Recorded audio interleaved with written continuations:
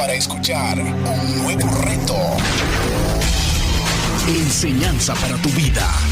Principios que forjarán tu carácter. Palabras que te alientan.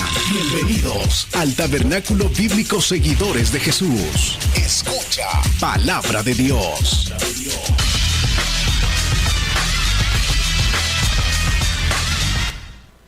Abramos, hermanos, nuestras Biblias en el capítulo 4 de Gálatas.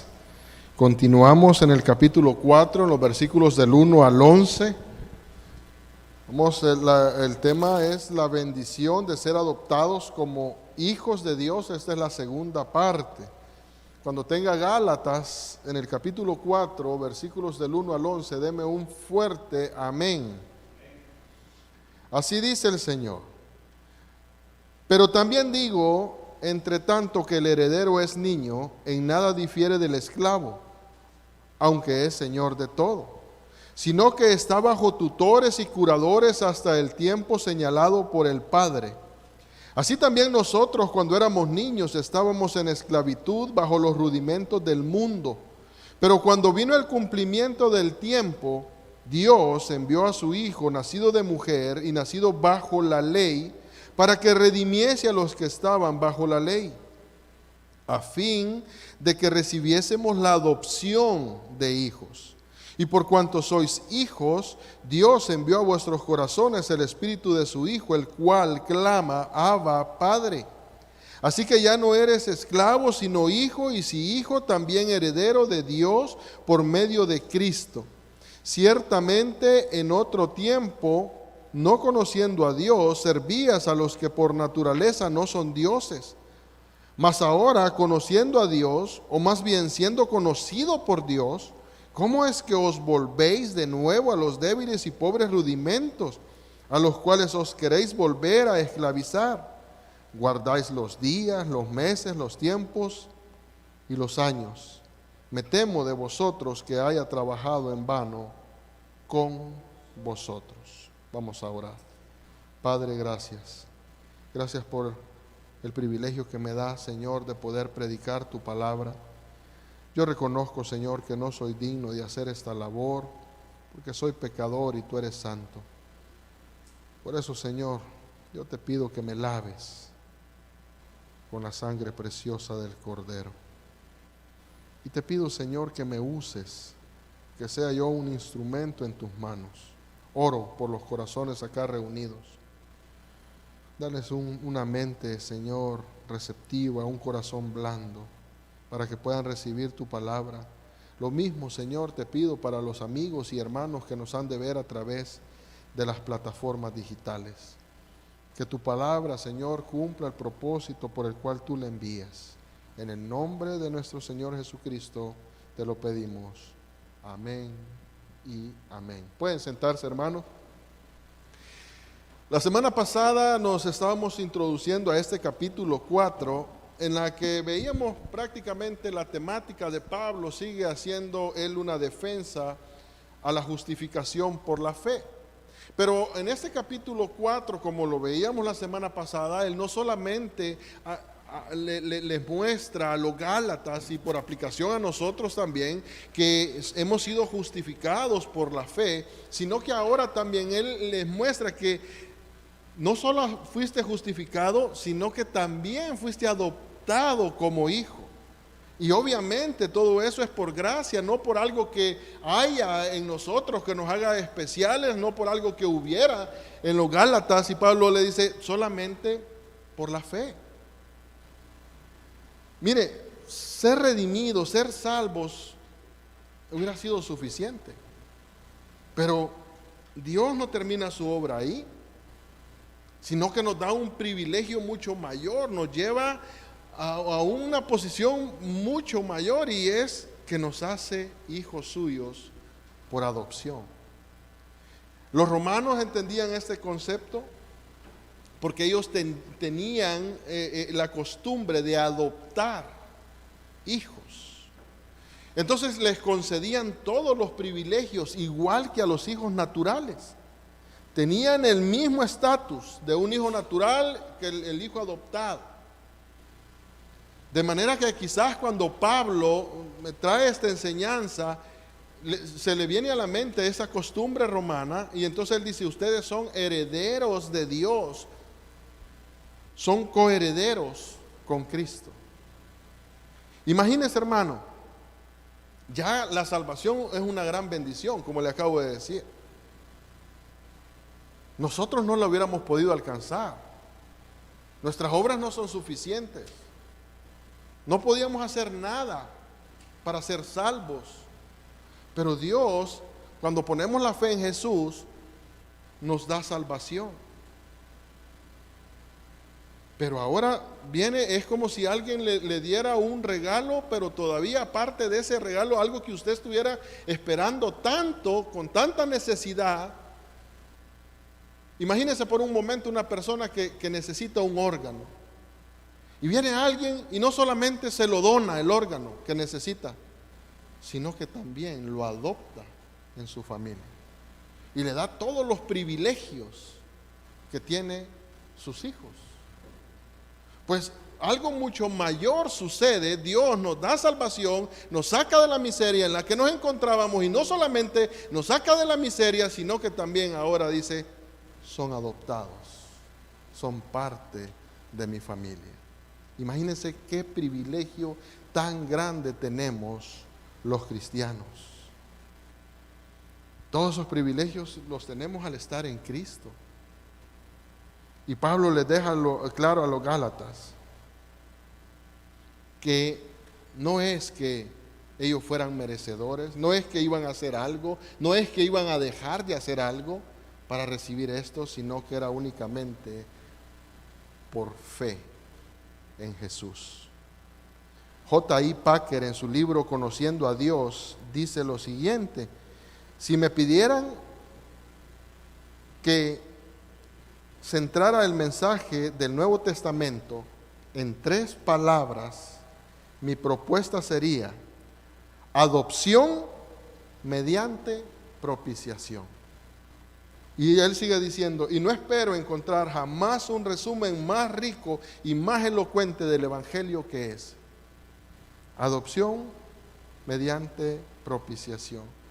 Mi hermano, la buena noticia del Evangelio es que por la gracia de Dios, Dios nos recibe como hijos. Y tenemos todos los privilegios. Somos herederos de Dios. En este mundo muchas personas, usted tal vez ha oído, andan en busca de su identidad, no encuentran su identidad. Pero el Señor a través de su palabra nos dice, tu identidad es que eres hijo mío. Somos hijos de Dios. Y ese es un gran privilegio. Yo no entiendo, fíjense que muchas veces quizás nosotros oímos somos hijos de Dios y decimos sí, somos hijos de Dios, porque es una enseñanza, la hemos venido quizás escuchando desde siempre, desde pequeño. Usted quizás oía, nosotros somos hijos de Dios, porque en el mundo está el pensamiento, todos somos hijos de Dios. ¿Lo ha escuchado usted? Todas las personas dicen, no, es que todos somos hijos de Dios. Pero tenemos que aclarar algo, no todos son hijos de Dios. Algunos podemos decir, todos somos creación de Dios. Y tal vez por ser creación de Dios podrían decir en cierto sentido, pero son hijos. Pero hijos espirituales solamente son aquellos que han depositado su fe en Cristo Jesús para salvación, y los que han sido adoptados, que fueron elegidos desde antes de la fundación del mundo. Este es un gran privilegio que nosotros tenemos, hermano, que quizás muchas veces no lo notamos. No podemos ver. Cuando nosotros decimos somos hijos de Dios, estamos diciendo que Dios nos amó de tal manera que envió a su Hijo para rescatarnos. Y recuerde, no pierda usted de vista que nos rescató cuando nosotros éramos sus enemigos, cuando nosotros éramos detractores, cuando nosotros éramos murmuradores de Dios, cuando nosotros estábamos escapando de Dios, cuando nosotros le estábamos dando la espalda a Dios. Entonces Dios nos amó. ¿Qué hace usted con una persona que habla mal de usted? ¿Qué hago yo? Pero mire Dios cómo nos trata a nosotros, hermano. Por esa razón, mire, sus hijos, ellos saben que usted los ama. Ellos saben que cuentan con usted. Ellos no tienen que esforzarse para que usted los ame más, porque usted ya los ama por solo el hecho de ser sus hijos. Por allá en El Salvador hay un refrán o dicho, no sé, que dicen: al hijo bueno se quiere por bueno y al malo se quiere por malo.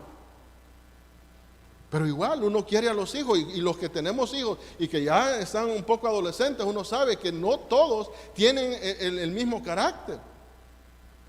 Hay algunos que son más respondones, otros que son más calmaditos, pero usted no ama más al calmadito, ni ama más al respondón, sino que los ama de igual manera. ¿Y sabe qué? Nuestros hijos saben que nosotros los amamos y que cuentan con nosotros en cualquier circunstancia.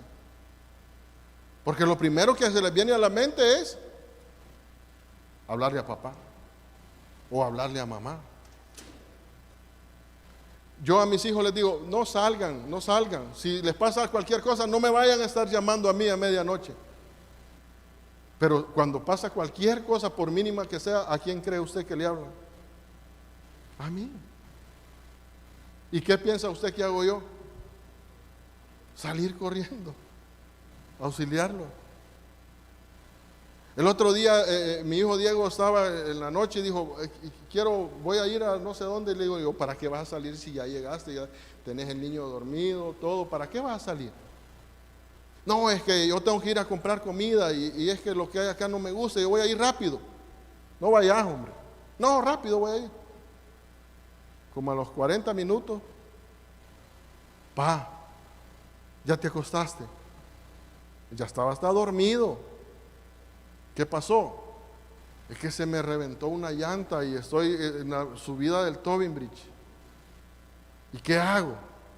Y yo qué sé, le digo que voy a llamar a una grúa. Es que mi teléfono está al 1% y ya se me va a acabar la carga. Hasta ahí escuché. Me levanto, me cambio y salgo a traerlo. Pero él sabe que yo soy su padre y él tiene la confianza. Mi hermano, ¿por qué le cuento esto? Porque nosotros tenemos nuestro Padre Celestial. Y en momentos de dificultad quizás nosotros podemos pensar ir por un lado, ir por otro, pero el primer lugar donde nosotros debemos ir es al trono de la gracia, mi hermano. Ahí es donde podemos venir y encontrar el oportuno socorro. No tenemos que ir a buscar a otro lado, tenemos que tener esa confianza. Cuando yo le digo nosotros somos hijos de Dios, quiere decir que su cuidado, su amor está en nosotros. Dios nos ama de tal manera que envió a su Hijo unigénito para que todo aquel que en Él cree no se pierda, mas tenga vida eterna. Miren lo que dice Primera de Juan capítulo 3, versículo 1. Mirad cuál amor nos ha dado el Padre.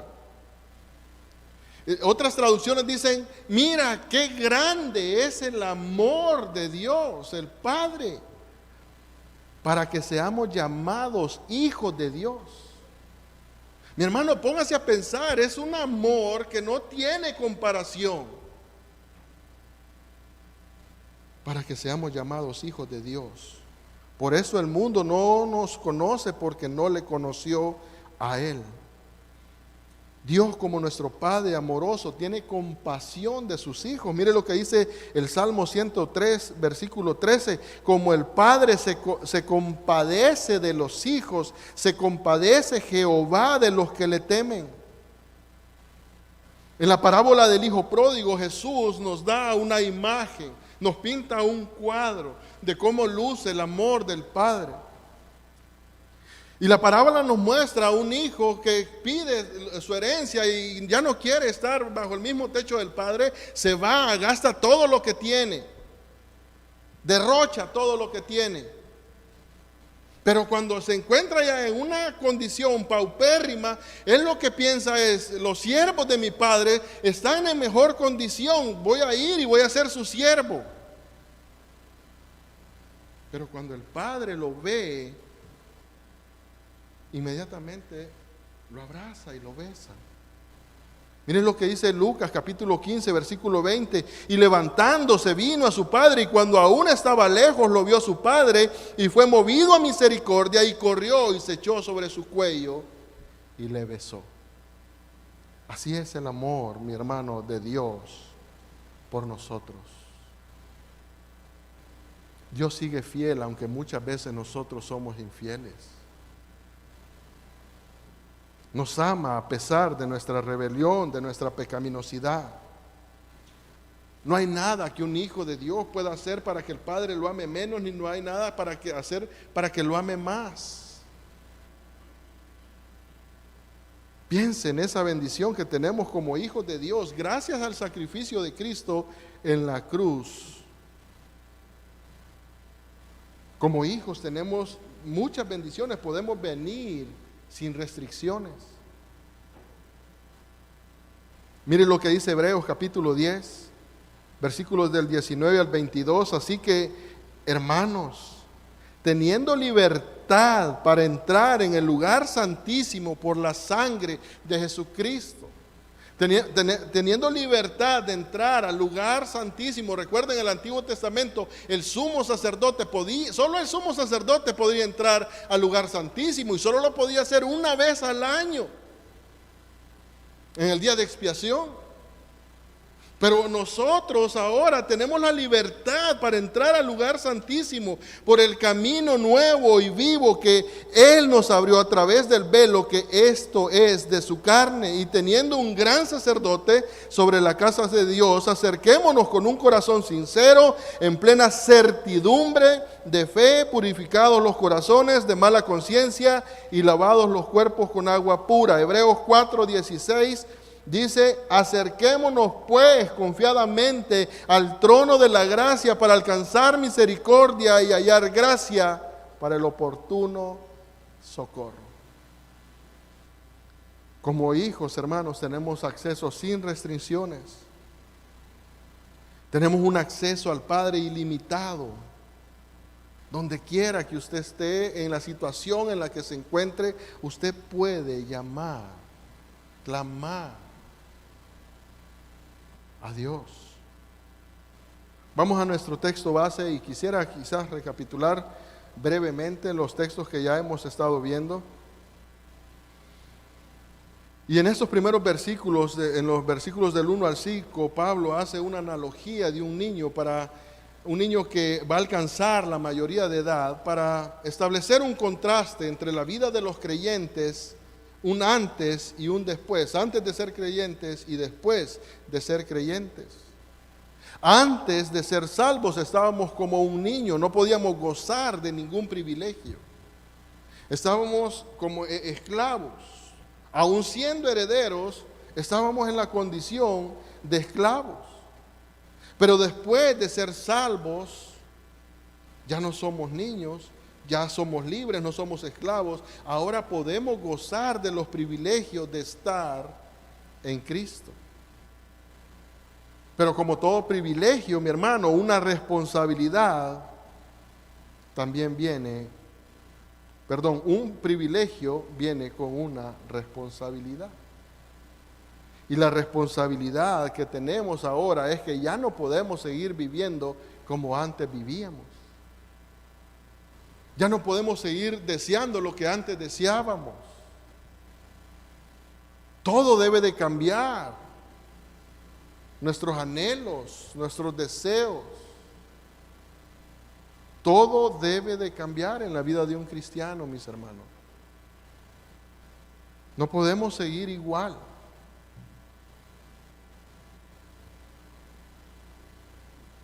Volviendo al texto, como vimos la semana pasada, esta analogía era fácil para el judío, para el griego o para el romano, porque ellos tenían ceremonias especiales que marcaban esa diferencia entre niño y una edad ya adulta.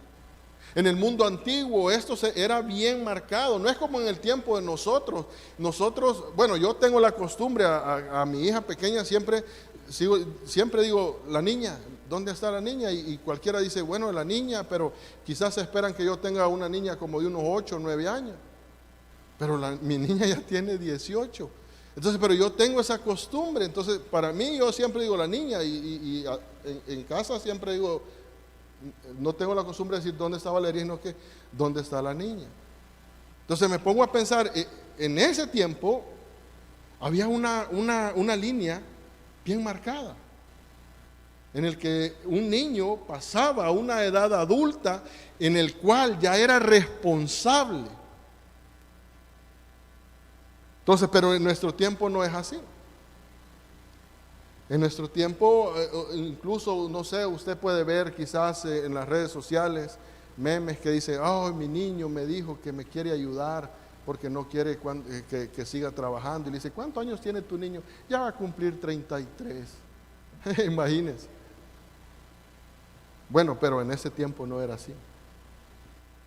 Dice el versículos del 1 al 3, pero también digo, entre tanto que el heredero es niño, en nada difiere del esclavo, aunque es señor de todo, sino que está bajo tutores y curadores hasta el tiempo señalado por el Padre.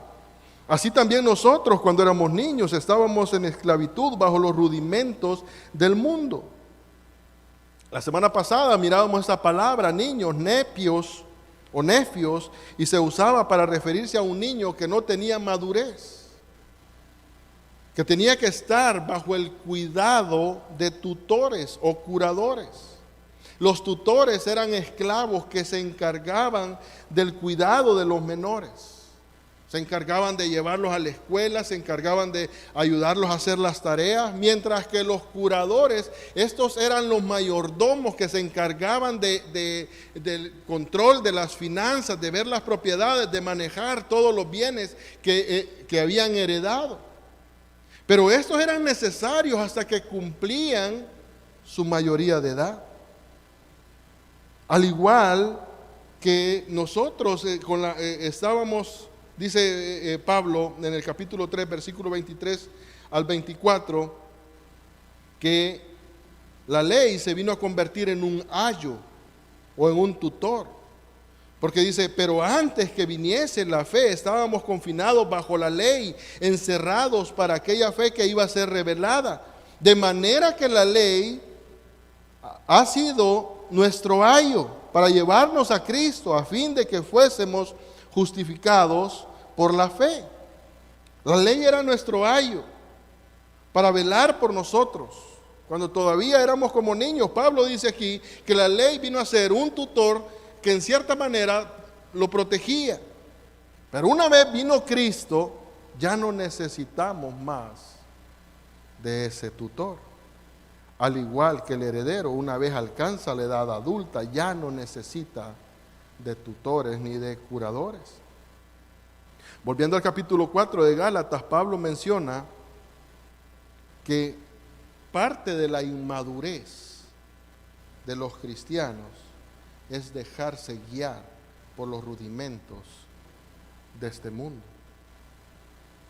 Y dice Pablo, si ustedes se dejan guiar por los rudimentos del mundo, son inmaduros, están bajo servidumbre. Si usted se deja guiar por los conceptos del mundo,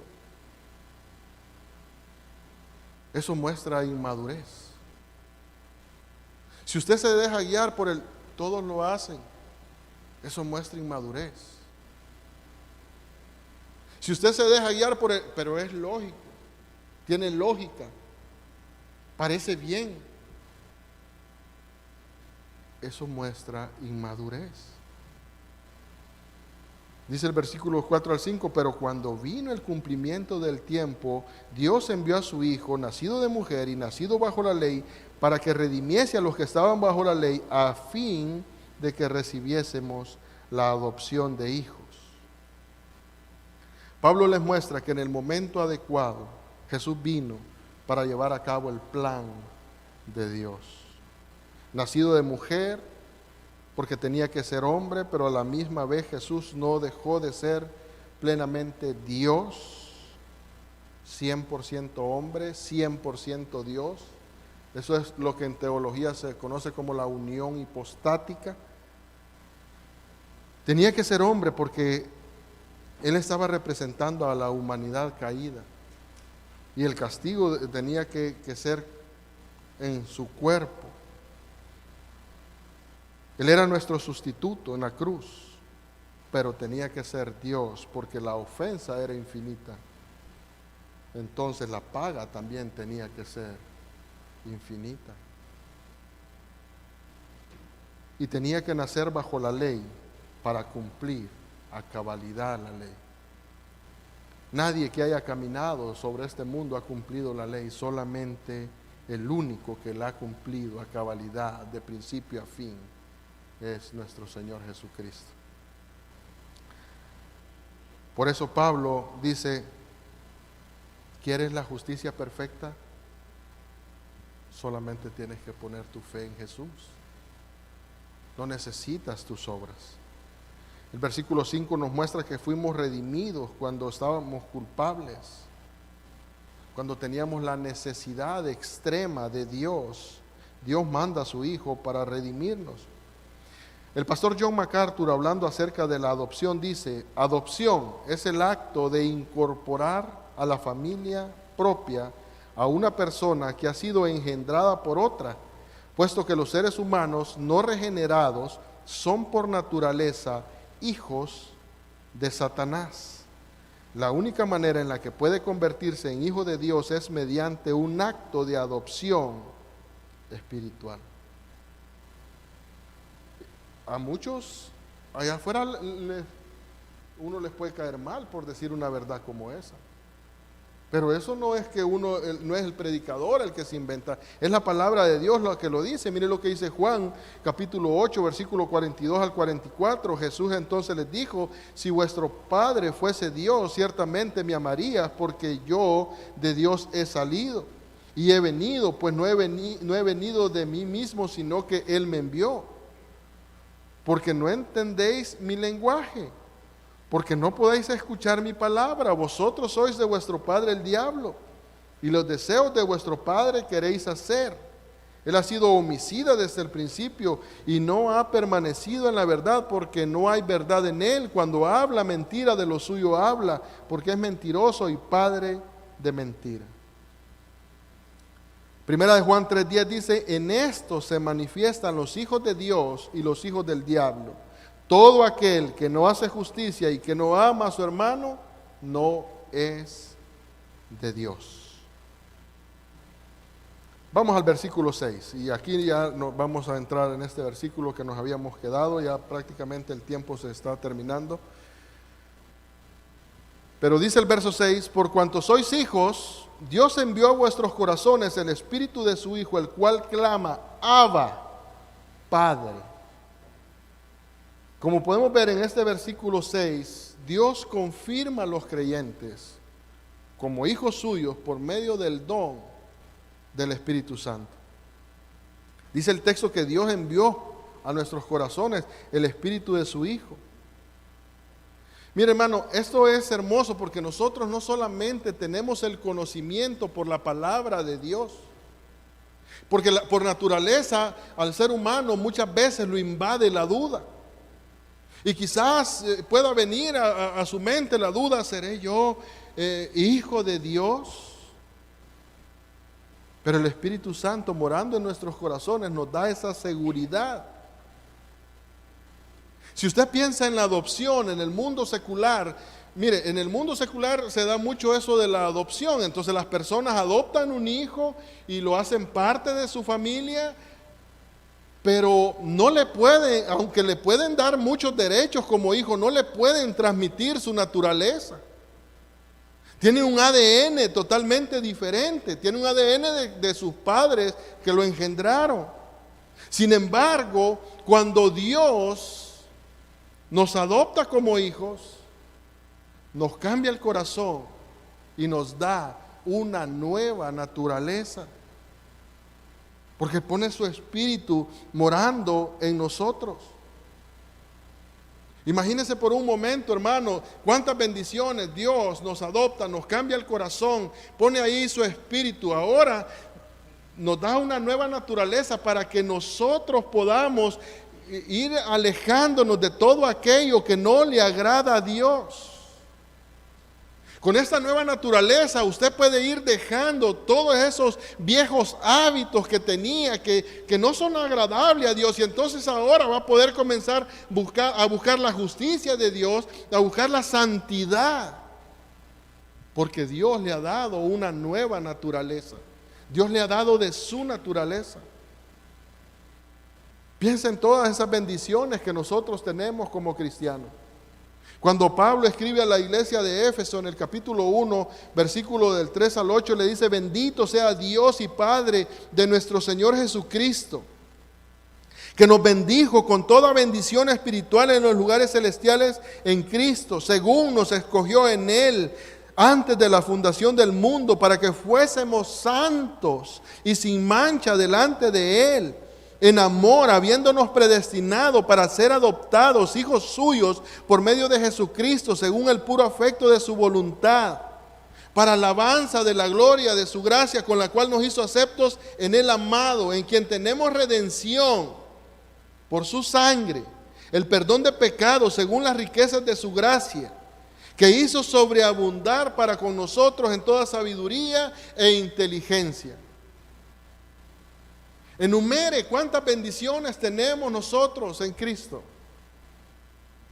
Pero el problema del ser humano es que aunque nosotros conocemos esta verdad, aunque nosotros conocemos esta posición, cuando nos encontramos en un momento de dificultad, cuando viene la prueba, cuando viene la aflicción, se nos olvida y dudamos del amor de Dios. Cuando todo va bien, es fácil uno decir: Dios me ama, Dios es bueno, en todo tiempo Dios es bueno. Pero cuando estamos enfermos, cuando estamos en la soledad, cuando estamos pasando momentos de dificultad, Dios sigue siendo bueno. Y Dios lo sigue amando de igual manera. Pero nosotros olvidamos eso y olvidamos la posición que nosotros tenemos como hijos, y olvidamos que somos amados por Dios, sin importar las circunstancias que estemos pasando, hermano. Pero como Dios en su sabiduría conoce cómo es el hombre, entonces Él nos da el Espíritu Santo, para que en esos momentos, cuando usted no puede, cuando en esos momentos que usted flaquea, que yo flaqueo, uno de los ministerios del Espíritu Santo es fortalecer nuestra confianza y nuestra dependencia. En esos momentos de dificultad, cuando nosotros comenzamos a dudar del amor, del cuidado paternal de Dios, entonces el Espíritu clama: Abba, Padre. Fíjense, el texto dice: el cual clama: Abba, Padre. Esa palabra que usa aquí para clamar, literalmente dice que tiene el significado de gritar, de hablar en voz fuerte. Abba, esa palabra es traducida como papá, y muchos estudiosos de la palabra han estado de acuerdo que esta palabra es cómo se dirigía un niño pequeño a su padre. Abba era un diminutivo que estaba en lengua aramea y que pasó así al latín, al griego, que pasó así al griego, que en ese tiempo era la lengua que se manejaba, y pasó al griego exactamente igual, Abba. Así que Abba se puede traducir como papi o papito. El Espíritu Santo que mora en nosotros nos lleva a tener esa intimidad, nos lleva a tener esa cercanía, esa confianza, que en momentos de dificultad podemos decir: papi. Y podemos estar seguros que nos oye, que nos cuida porque somos de Él, porque somos sus hijos. En cualquier momento usted puede clamar a Dios y venir con confianza. Clamar, dice Calvino, es un signo de certeza y confianza inquebrantable. La incertidumbre no te deja hablar. Así que ya no eres esclavo, dice el verso 7, sino hijo, y si hijo, también heredero de Dios por medio de Cristo. El resultado final de estar en Cristo, de tener una relación con Él, es que tenemos herencia eterna con nuestro Padre.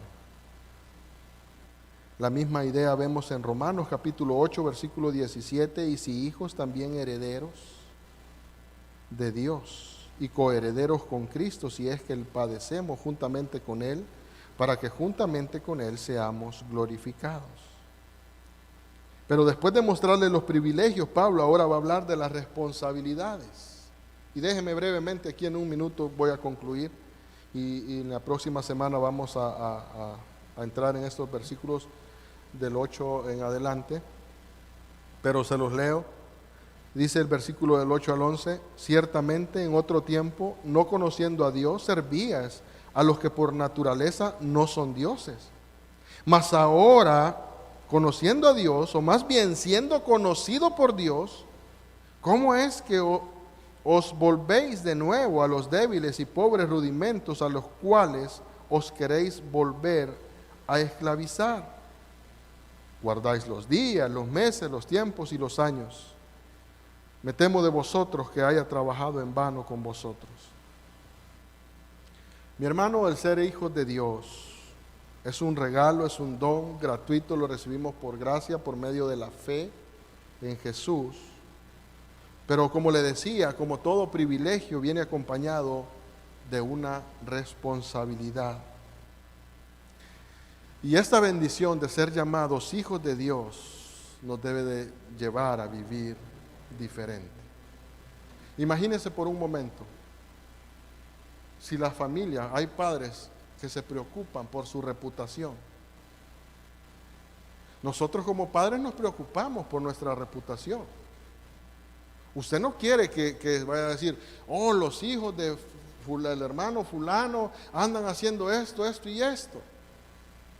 Nos preocupamos, no nos gustaría, nos sentiríamos mal. Ahora imagínense, nosotros somos hijos de Dios. Ya no podemos seguir viviendo diferente, no podemos seguir viviendo igual. Tenemos que vivir diferente. Porque Dios nos ha dado una nueva naturaleza para que vayamos dejando las cosas viejas en el pasado, aquellas costumbres que teníamos, para que nos quitemos el orgullo, para que nos quitemos toda y mostremos más como cantábamos, haz mi carácter más como Cristo. Como esa es la meta que nosotros tenemos. Ser conformados a la imagen de Cristo. Y creo que debemos de luchar cada día para mostrar que somos hijos de Dios. Tenemos que vivir diferente. Termino con Romanos, capítulo 12, versículo 1.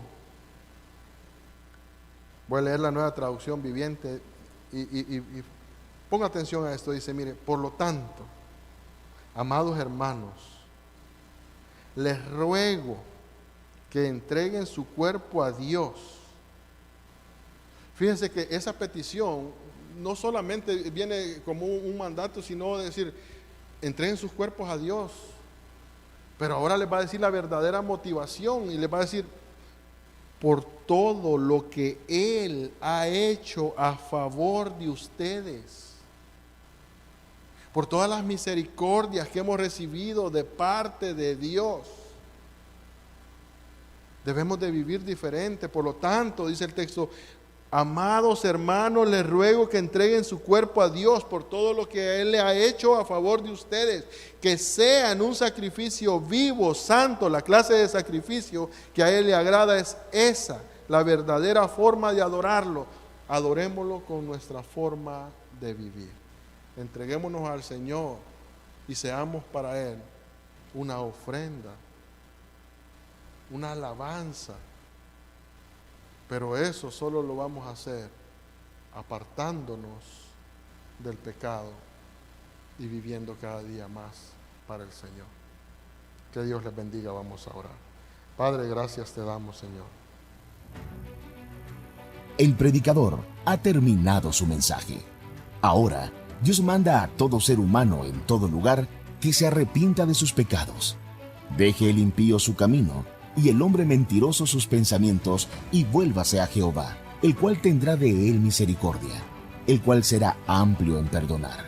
Cree en el Señor Jesucristo y serás salvo. Porque hay un solo Dios y un solo mediador entre Dios y los hombres, Jesucristo hombre. Amén.